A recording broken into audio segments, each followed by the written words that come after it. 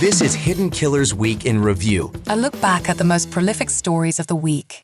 This is the Hidden Killers podcast with Tony Brueski. Featuring former FBI Special Agent and Chief of the Counterintelligence Behavioral Analysis Program, Robin Dreeke. We've learned more about the documentary that is being filmed for the Peacock Network that is going to be following around Asa Ellerup. That is the wife of the man who is accused of being the Long Island serial killer, the Gilgo Beach murder. Rex Heuermann is who I am talking about. Joining me to discuss this, and we've been talking about it for a few weeks, but some details have finally come out. We got some comments from Peacock, as well as some others who are in the part of developing this piece. Robin Dreeke, retired FBI special agent. This is interesting. I think one of the things that struck out to me immediately, because it just seems like such an absurd thing to say, is the documentary for Asa Ellerup, who's making about $1 million on this. They're trying to shade around how she's making it or not making it. We'll talk about that in a minute. But it's being made by 50 Cent and G-Unit Productions. You'll find him in the club, and now you'll find him following around Asa Ellerup. It's a production company. I'm not that super surprised, but at the same point, it just seems like a crazy statement to make out loud. Yeah, it was kind of crazy. I'm still getting the whole her being followed and selling her story and having to follow around, because, when it comes to Asa, her new line of work, unfortunately, is being the wife of or ex-wife, if this goes that way, divorced wife of at least an accused serial killer, maybe eventually convicted serial killer. That's her new line of work. Yeah. Like it or not, this is exactly her role in life right now.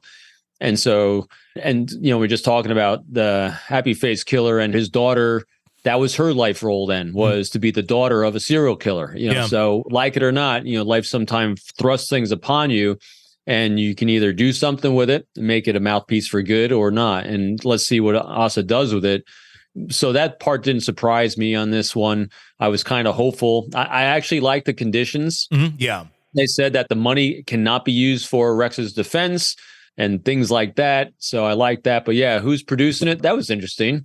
I was a little bit surprised, but yeah, I mean, the conditions were laid out in here that Asa, number one, they say has no creative control over the document, which I think that is certainly one of the most important things in this. It's not going to be steered by her and I think sometimes when people are really trying to hide things, we've seen many docs where I think the individual that's being filmed thinks they're going to control this and they're going to control the narrative. Little do they know, by the time the thing is done, you just dug yourself into a pit to hell. I don't know what's going to happen here, but I like that part. But yes, you said the other part, the money cannot go to Heuermann's defense.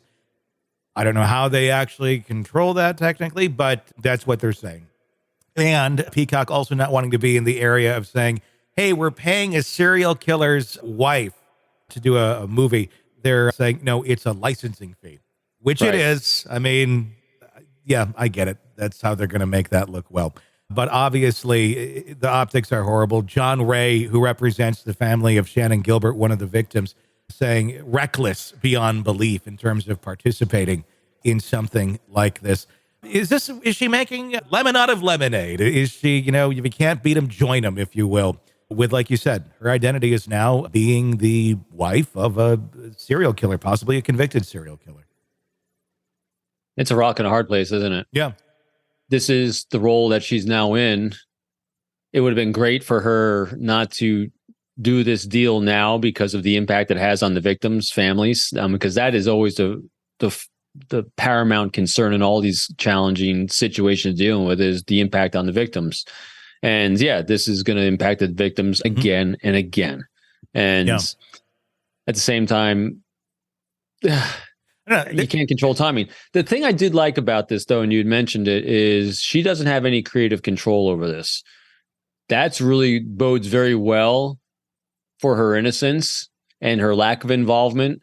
And if they do a good job, and if her story as being duped by him is compelling and transparent and obvious, then I think it'll bode well for her in the long run, but we'll see. But as for the victims' families, it's just going to be more pain, I think. Oh, without a doubt. And there's two other victims here that I think we overlook quite a bit, and that's the kids. Asa's two children.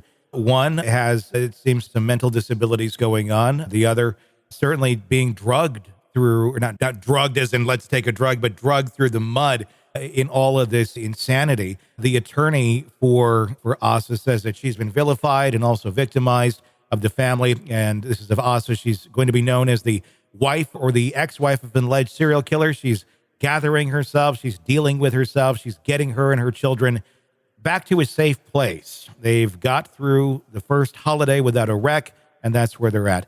Getting the children to a safe place, I don't think that's a super accurate statement.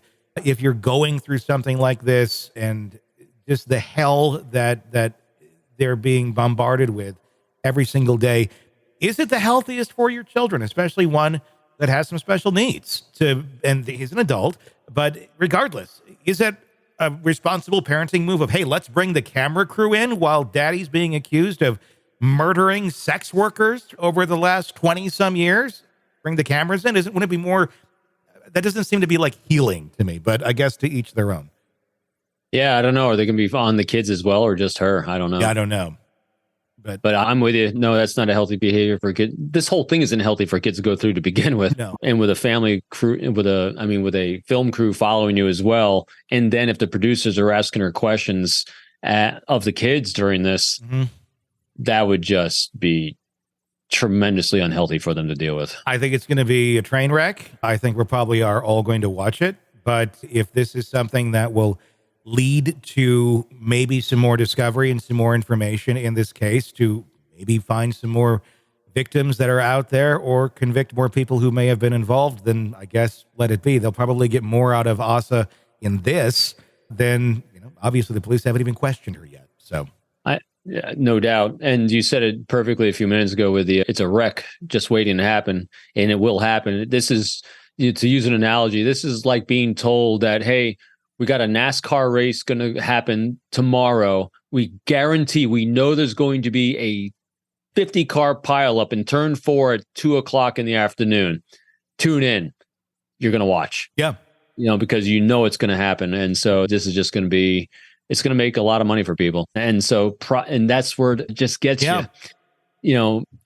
People are going to be profiting off of a serial killer at the expense of the victims' families. Yeah, exactly. That's the sick and we're part. all going to watch it. That is the sick part of it. So I hope what they stated there, it's not going to his defense. If that's true, okay. Yeah. I guess have at it and good luck, Asa. Yeah, because if she's, she was manipulated, as we saw in the Murdoch trial. Well, and we saw with Murdoch, the way he's able to justify his actions and use the emotions and empathy of others to manipulate people. Well, that's what Huerman does too. This is what psychopaths do. Yeah. They're able to take that skill set of pure predator and prey upon people. And if the documentary shows that Asa and her children were subjected to that, there will be sympathy there. So it'll remain just seeing what happens. All right, one more. We'll talk about Delphi. Oh, gosh. Jeez. It's like a cornucopia of crazy.